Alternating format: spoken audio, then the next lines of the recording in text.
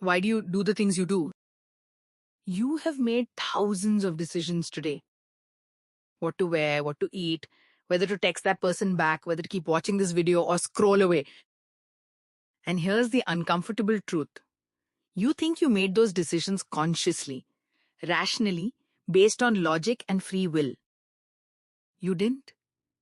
Most of what drives human behavior happens below conscious awareness, in systems you didn't choose, shaped by experiences you barely remember, influenced by people around you in ways you'd refuse to believe. That's what psychology studies, the science of the mind and behavior. And for 100 years, some of the most brilliant and occasionally completely wrong people in history have been trying to figure out why humans are the way we are. I'm going to give you the entire psychology degree in 20 minutes. The big names, the landmark experiments, the theories that changed how we understand ourselves, and a few that turned out to be deeply disturbing. Let's go. I'm Jean, the founding of psychology. Psychology as a formal science started in 1879. A German scientist named Wilhelm Wundt opened the first psychology laboratory in Leipzig. Before that, questions about the mind were handled by philosophers. Wundt said no. We can study this scientifically, systematically, with experiments and data. His method was called introspection, trained observers, reporting their own mental experiences in response to stimuli. It was flawed, but it was a start. Psychology had officially separated from philosophy. Then came the man everyone knows, Sigmund Freud. Freud was a Venus neurologist who became convinced that most of what drives human behavior is unconscious, hidden, buried beneath the surface of awareness. His model of the mind had 3 layers. The conscious mind, what you're aware of right now, your thoughts, your current feelings, the preconscious things you're not thinking about right now but could bring to mind easily, what you had for breakfast, your mother's name, the unconscious, the deep stuff, repressed memories, forbidden desires, unresolved conflicts. Freud believed this layer controlled far more behavior than people realized, and that most psychological problems were caused by unconscious conflicts trying to break through. To access the unconscious, Freud developed psychoanalysis. Free association, say whatever comes to mind, without censoring yourself. Dream analysis, dreams as the royal road to the unconscious. He believed dreams contained hidden symbolic meanings. I dreamed about a train going into a tunnel. Freud, interesting. Tell me about your mother. Now, Freud's specific theories have not held up well scientifically. The Oedipus complex, penis envy. Most of his ideas are not considered empirically valid today. But his framework, the idea that unconscious processes influence behavior, that early childhood experiences shape personality, that defense mechanisms protect us from anxiety, these ideas fundamentally change psychology, psychiatry, literature, and how we talk about the human mind. You use Freudian concepts every day without knowing it. Freudian slip. Repression. Defense mechanism. The ego. Freud gave us the language. Chapter 2. Behaviorism. By the early 1900s, as a group of psychologists got fed up with studying invisible things like the unconscious mind. You can't observe it. You can't measure it. Science needs data. Their solution? Ignore the mind entirely. Study only behavior. This movement was called behaviorism, and it dominated psychology for decades. The unconscious mind behaviorists? I don't see it. Doesn't exist. The founding figure was Ivan Pavlov, a Russian physiologist who accidentally stumbled onto one of the most important discoveries in psychology while studying dog digestion. Pavlov noticed his dogs started salivating before the food arrived, just when they heard the footsteps of the lab assistants. The dogs had learned to associate a neutral stimulus with food. He formalized this into an experiment. Ring a bell, give food, dog salivates. Repeat. Eventually, ring the bell without food. Dog still salivates. This is classical conditioning. Learning through association, A neutral stimulus becomes associated with a meaningful one until it triggers the same response. This is why your mouth waters when you smell your favorite food cooking 2 rooms away. Why your heart rate jumps when you hear a particular song. Why soldiers with PTSD flinch at sudden loud sounds. Classical conditioning is happening to you constantly. Then came B.F. Skinner with operant conditioning, learning through consequences. Skinner put rats in boxes, now called Skinner boxes with levers. Press the lever, get food. The rats press the lever more. Press the lever, get a mild shock. Rats stopped pressing it. Reinforcement increases behavior, punishment decreases it. But here's where it gets sophisticated. Skinner discovered that the schedule of reinforcement matters enormously. Fixed ratio, reward after every nth behavior, predictable. Animals work steadily, then pause after reward. Variable ratio, reward after an unpredictable number of behaviors. This produces the highest, most persistent response rates of any schedule. Variable ratio. That's why slot machines are so addictive. That's why social media notifications are designed the way they are. Sometimes you get likes, sometimes you don't. You keep checking. The uncertainty is the addiction. Skinner's principles are embedded in every app on your phone. One more behaviorist you need to know, John Watson. Watson took behaviorism to a dark place with the Little Albert experiment in 1920. He took a 9-month-old baby Albert and conditioned him to fear a white rat by pairing it with a loud, frightening noise. Albert had no fear of the rat before. After conditioning, he was terrified, and the fear generalized to other white, fluffy things. A rabbit, a fur coat, a Santa Claus mask. This experiment is now considered deeply unethical. Albert was never deconditioned. Watson left academia shortly after under unrelated scandal. But the experiment proved, powerfully and disturbingly, that emotional responses can be conditioned in humans. Chapter 3. Cognitive Psychology and How Memory Works. By the 1950s and 60s, psychologists started pushing back against behaviorism. Behavior alone wasn't enough. What about thinking? Reasoning? Memory? Language? The cognitive revolution began. Psychologists started treating the mind like an information processing system. Inputs, storage, outputs. Like a computer, but messier. Your brain is basically a computer. A computer that crashes when you try to remember one thing while doing another thing. Let's talk about memory, because memory is not what you think it is. Most people think memory works like a video camera. Recording events accurately, storing them, playing them back. It doesn't. Memory is reconstructive. Every time you remember something, you rebuild it from fragments, and in the process, you change it. You fill gaps with assumptions. You incorporate things you heard later. You shift details to match your current beliefs. My memory of the event versus what actually happened, completely different. Elizabeth Loftus demonstrated this devastatingly with her Lost in the Mall study. Researchers convinced adult subjects, using a fake family account, that they had been lost in a mall as a child. Subjects not only remembered this event that never happened, they elaborated on it, added details, had emotions about it. False memories feel completely real. This has enormous implications for eyewitness testimony in criminal cases, and it's one reason the justice system has had to reform how it handles eyewitness evidence. Memory has 3 stages. Encoding, getting information in. Storage, keeping it. Retrieval, getting it back out. And it has different types. Sensory memory, extremely brief. A fraction of a second. The visual impression left after something flashes in front of you. Short-term memory, what you're actively thinking about right now. Capacity, roughly 7 items plus or minus 2. Duration, about 20 to 30 seconds without rehearsal. Long-term memory, theoretically unlimited capacity and duration. Divided into explicit memory. Things you can consciously recall, like facts and events. And implicit memory, things you know without knowing you know them, like how to ride a bike. Now, cognitive biases. This is where psychology gets immediately practical. Your brain takes shortcuts, heuristics, mental rules of thumb that work most of the time but fail in predictable ways. These failures are called cognitive biases, and they affect every decision you make.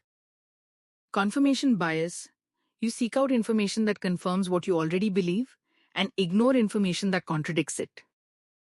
Person only reading news that agrees with them just doing research. Availability heuristic. You judge the likelihood of something based on how easily an example comes to mind. Plane crashes feel more dangerous than car crashes because they're more dramatic and memorable, even though cars kill vastly more people. Anchoring bias. The first number you hear disproportionately influences all subsequent judgments. Salespeople use this deliberately. The original price that's crossed out on a sale tag is an anchor. Dunning-Kruger effect. People with limited knowledge in a domain overestimate their competence. The less you know, the more confident you are. As knowledge increases, you realize how much you don't know, confidence drops, then rises again as genuine expertise develops. Dunning-Kruger curve, graphic, confidence versus competence, peak of Metricton, stupid labeled. Guy who watched one YouTube video, I basically have a PhD now. Chapter 4, Social Psychology, the Dark Side of Human Behavior. Social psychology studies how other people influence our behavior, and the findings, they're disturbing. Not because humans are evil, but because perfectly ordinary, normal people can do extraordinary things, good and terrible, simply because of the social situation they're in. I would never do that social psychology. Are you sure about that? Let's start with the most famous experiment in psychology history. Stanley Milgram's Obedience Study, 1961. Milgram wanted to understand how ordinary Germans could have participated in the Holocaust. His question, how far will people go if an authority figure tells them to? Setup. A participant plays the role of teacher, a learner. Actually, a Milgram confederate and actor is strapped to a chair in another room. The teacher asks questions. Every wrong answer, the teacher administers an electric shock, increasing by 15 volts each time up to 450 volts. The shocks were fake, the screams were recorded, but the teacher didn't know that. At 300 volts, the learner stopped responding. The experimenter in a lab coat simply said, "Please continue." How many people do you think went all the way to 450 volts? Before the study, Milgram asked psychiatrists to predict. They said maybe 1–2%, only true sadists or disturbed individuals. 65% of participants administered the maximum shock. Normal people, ordinary volunteers, not monsters, just people who found it very hard to defy an authority figure in a lab coat saying the experiment requires you to continue. Milgram's conclusion: situational factors, authority, context, incremental commitment can override individual morality in most people.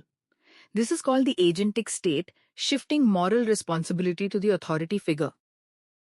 Next, Philip Zimbardo's Stanford Prison Experiment, 1971. Zimbardo randomly assigned college students to be either guards or prisoners in a simulated prison in Stanford's basement. The experiment was supposed to run 2 weeks. He stopped it after 6 days. The guards had become abusive, psychological torture, sleep deprivation, humiliation. The prisoners had psychological breakdowns. Zimbardo himself got so absorbed in his role as prison superintendent that he initially resisted stopping it when his girlfriend came to visit and was horrified. It was just the simulation guards becoming actual tyrants in 48 hours. The conclusion: situations shape behavior more powerfully than individual character. Put good people in bad situations and the situation often wins. This is called situationism. Note: Zimbardo's study has faced significant criticism and methodological challenges in recent years. Some guards were coached to be tough, not spontaneously cruel, but the broader findings about situational power remain influential. Solomon Asch's Conformity Experiments, 1951. Simple setup. A participant sits with a group of people, all secretly Ascher's confederates, and they're shown a line and asked which of three comparison lines matches it. The correct answer is completely obvious. Then the confederates all give the same wrong answer. What does the real participant do? The Asch eyes line comparison cards, one clearly matching. 75% of participants gave at least one wrong answer to conform with the group. Only 25% never confirmed. When asked afterward, many said they actually started to believe the group was right. Social pressure doesn't just change what we say, it changes what we perceive. I can see it's clearly line B entire group says line A. This is why peer pressure is so powerful, why fashion trends spread, why misinformation gains traction. Humans are deeply social creatures, and we use social consensus as evidence of what's real. Bystander effect. In 1964, Kitty Genovese was attacked outside her New York apartment. Initial reports, later disputed but influential, suggested 38 witnesses did nothing. Psychologists John Daly and Bibb Latane studied this. They're finding the more people present in an emergency, the less likely any individual is to help. Why? Diffusion of responsibility. Someone else will handle it. And pluralistic ignorance. Everyone looks at everyone else not reacting and concludes it must not be an emergency. Building on fire floor art crowd watching. Everyone waiting for someone else to call 911. The counterintuitive fix, if you need help in a crowd, point at one specific person. You, in the red jacket, call 911. Specificity breaks diffusion of responsibility. Chapter 5. Developmental Psychology. How do humans develop from helpless infants into functioning, well, sometimes functioning adults? Developmental psychology tracks the psychological changes across the human lifespan. Jean Piaget mapped cognitive development in children. He proposed 4 stages. Sensorimotor stage, birth to 2 years. Children learn through senses and motor actions. Key milestone, object permanence, understanding that objects continue to exist when you can't see them. Baby playing peekaboo, they literally think you disappear. Preoperational stage, 2 to 7 years. Language develops, but thinking is egocentric. Children struggle to see from others' perspectives. Concrete operational, 7 to 11 years. Logical thinking about concrete events, understanding conservation, a tall thin glass and a short wide glass can hold the same amount of water. Formal operational, 12 and up, abstract reasoning, hypothetical thinking. This is when adolescents start philosophizing and annoying everyone with, but what is reality though? 13-year-old, but how do we really know anything is real? Piaget formal operational stage achieved. Erikson's stages of psychosocial development. Erikson proposed 8 stages across the entire lifespan, each with a central conflict that must be resolved. The most famous? Trust versus mistrust, infancy. Do caregivers meet my needs reliably? This shapes basic trust in the world. Autonomy versus shame, toddlerhood. Can I do things independently or am I shamed for failures? Identity versus role confusion, adolescence. Who am I? What do I stand for? This is the classic finding yourself stage. Intimacy versus isolation, young adulthood. Can I form deep relationships or am I destined to be alone? Generativity versus stagnation, middle adulthood. Am I contributing something meaningful to the world or just existing? Erikson stages timeline graphic, birth to old age. Attachment theory, John Bowlby and Mary Ainsworth. Bowlby proposed that infants form powerful emotional bonds, attachments to caregivers, and that these bonds are biologically driven, not about food, about emotional safety. Ainsworth tested attachment types with the strange situation experiment. A child is briefly separated from their caregiver and then reunited. Secure attachment, Child explores freely, distressed when parent leaves, quickly comforted on return. Caregiver is responsive and consistent. Anxious attachment. Child is clingy, extremely distressed by separation, difficult to soothe on return. Caregiver is inconsistent. Avoidant attachment. Child seems indifferent to caregiver leaving or returning. Caregiver is consistently unresponsive. Why am I like this in relationships? Bold by, how was your early attachment? Research suggests early attachment styles influence adult romantic relationships. Not destiny, but a powerful early template. Chapter 6. Abnormal Psychology and Mental Health. Abnormal psychology studies behavior, thoughts, and emotions that are statistically unusual, distressing, or impairing function. The line between normal and abnormal is culturally influenced, historically shifting, and genuinely complicated. Normal, who decides what's normal? Exactly. The Diagnostic Bible of Mental Health is the DSM, Diagnostic and Statistical Manual of Mental Disorders. Published by the American Psychiatric Association, currently in its 5th edition, DSM-5. It lists hundreds of mental disorders with specific diagnostic criteria. Critics argue it over-medicalizes normal human experience. Proponents argue standardized criteria are essential for research and treatment. The debate continues. Fast overview of major categories. Anxiety disorders, excessive fear or worry that impairs function.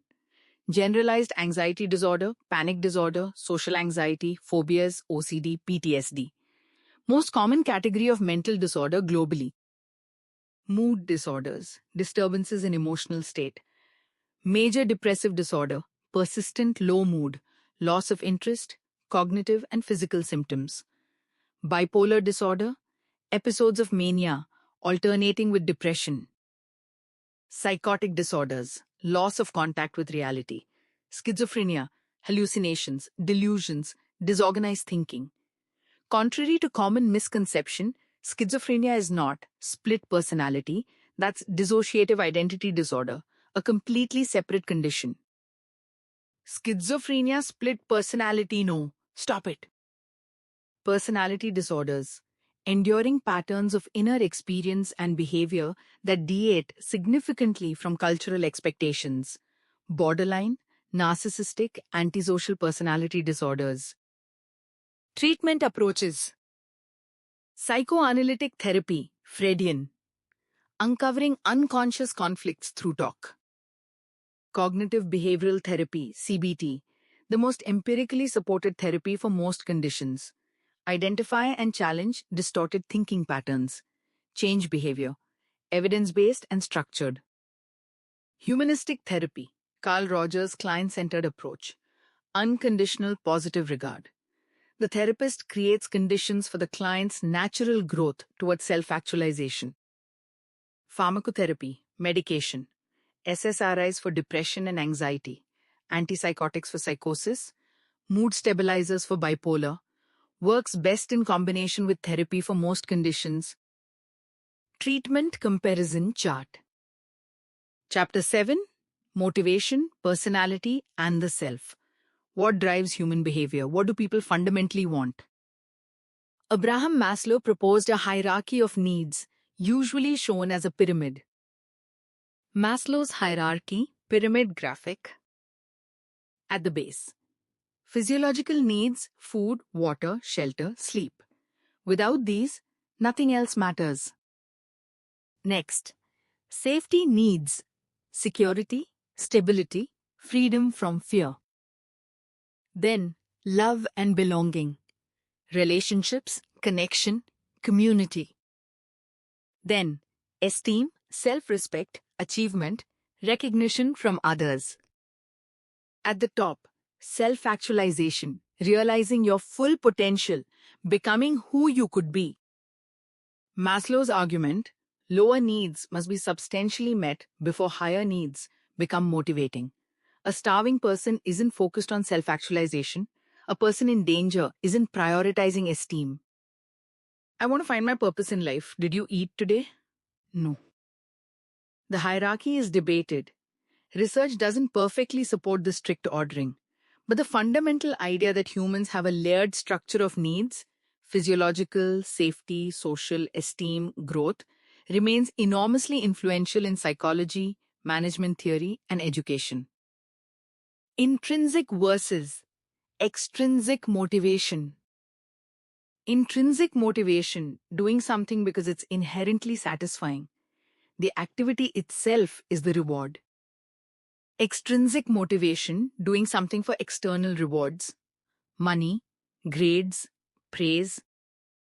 The surprising finding, the over-justification effect, adding extrinsic reward to an activity someone already intrinsically enjoys can reduce their motivation. Kid who loved drawing folate teacher starts grading drawings.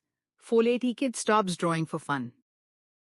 Pay people for something they love and they start experiencing it as work. This has profound implications for education, parenting, and management. And that's 4 years of psychology. Freud and the unconscious. Pavlov and classical conditioning. Skinner and operant conditioning, the architecture of every addictive app.